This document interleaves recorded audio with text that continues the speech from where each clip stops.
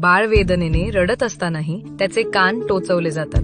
खरंच हा संस्कार इतका महत्वाचा आहे का की ज्याच्या समोर बाळाची वेदनाही नगण्य वाटते? जर तुम्हालाही असा प्रश्न पडत असेल तर थोडा थांबा. कर्णवेध हा हिंदू धर्मातील 16 संस्कारांपैकी एक महत्वाचा संस्कार मानला जातो. प्राचीन वेद आणि ग्रंथांमध्ये असा उल्लेख आढळतो की कानातील विशिष्ट बिंदूंवर टोचल्याने शरीरातील ऊर्जा प्रवाह सक्रिय होतात.